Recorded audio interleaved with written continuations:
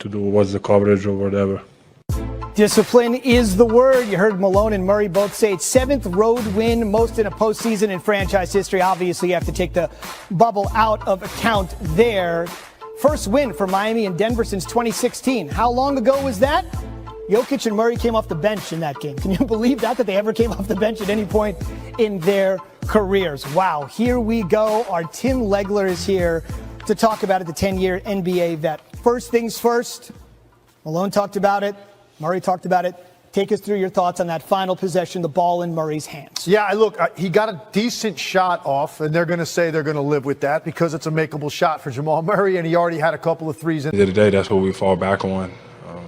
Make or miss shots, we're going to be who we are because we're not worried about anybody else. It's how it's been all year long, and that's not going to change. So that's what I think it is. I think it's the I don't give a damn factor. I mean, this is the NBA Finals, and we're talking about effort.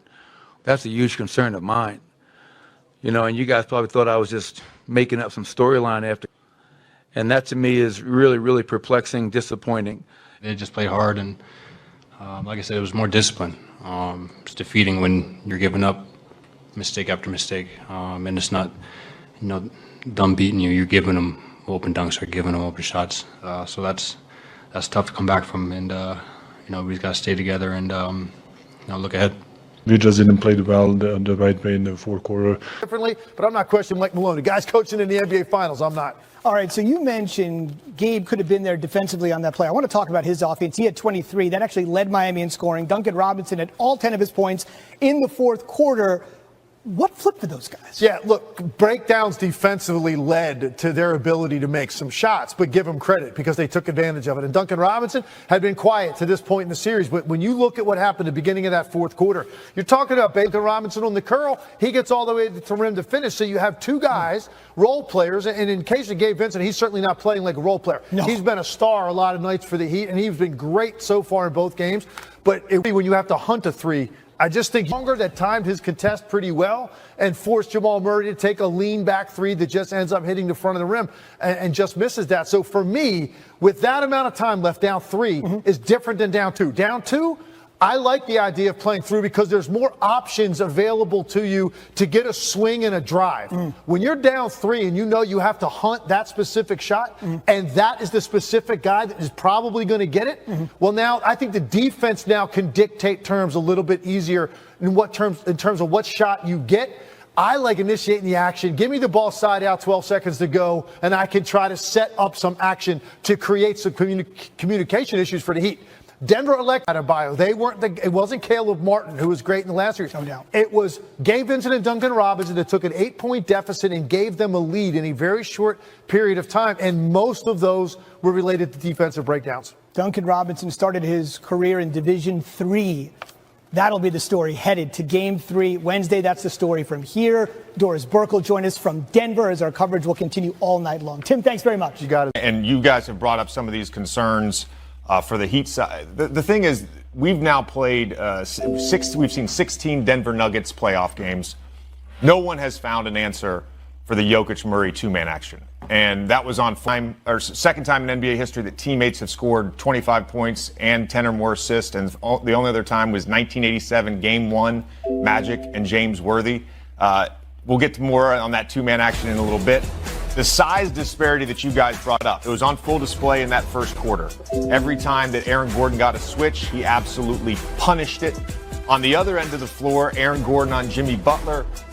Jimmy only had 8 drives, his lowest in this postseason. A lot of that had to do with Aaron Gordon. Then they decide to target Michael Porter Jr. because they think he's a bad defender. Okay, well, you shot 1 for 9 against. Finals started in 3 of them. So lying to the American people is not what I do. Now, I'm speaking from experience. And when I just sit up here and told you that Eric Spoelstra is going to make adjustments, I believe he will. I thought he should have started the game last night with Kevin Love on the floor and went to his big lineup. He went away from that in the Boston series because of Boston majority of the series starting Al Horford and them going small, and rightfully so. He should have made that. That wasn't the series for K-Love. But this is the series, in my opinion, for Kevin Love and Bam to be on the. A lot has been made of this Miami zone. They came out to start the second quarter in the zone. Jokic was off the floor. Denver scored on 4 of the first 5 possessions against that zone. Then Jokic came in back in the game. They went away from it. They went back to it in the fourth. Denver was 4 for 11, but they had 4 great looks from 3. They missed those, which brings me to my last point. Everybody's going to talk about Max Strus missing shots and Caleb Martin missing shots and Duncan not being able to get himself going. The Denver Nuggets shot 8 for 27 from 3. Michael Porter Jr., their best three-point shooter, was 2 for 11 and had a lot of good looks. Let's not act like the Denver Nuggets played their best basketball game. There's a lot to be concerned about if you're the Miami Heat. Well, first of all, let me enlighten you on something. I have no reason to lie to the American people.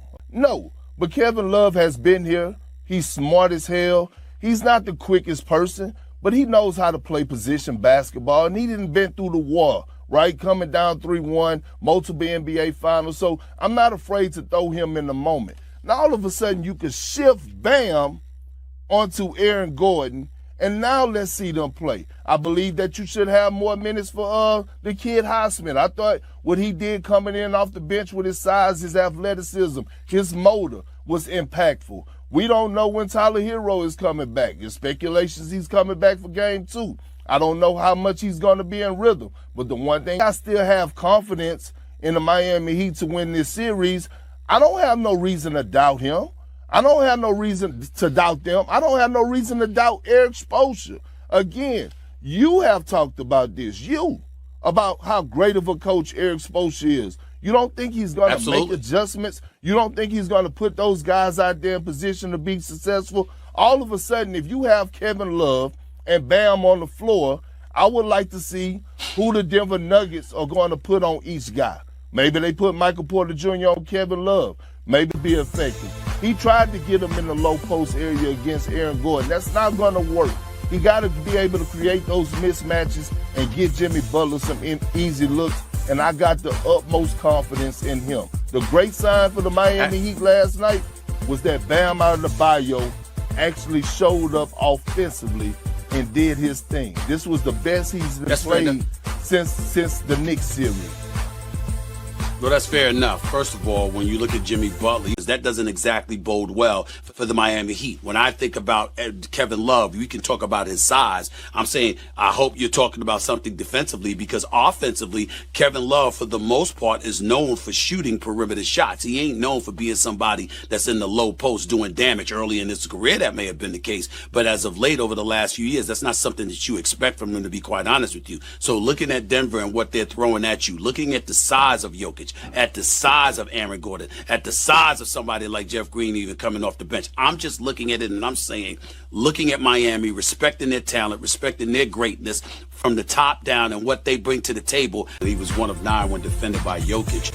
So that's something that I'd like to throw out there. He was averaging about 18 drives a game. He only had about 8 drives, like J.J. Redick pointed out a bit earlier. He only had about 8 drives. He was really averaging about 18 drives a game prior to game 1. So we got to look at that. And certainly you can expect Eric Spoelstra to make adjustments. But the question is, whatever adjustments you're talking about making, if you consider them undersized and you consider Denver, like J.J. pointed out, how you're struggling shooting and you're still up. So you just need to know. This is a matchup that just seems very, very daunting, to say the least, for the Miami Heat, strictly due to size issues, as far as I'm concerned.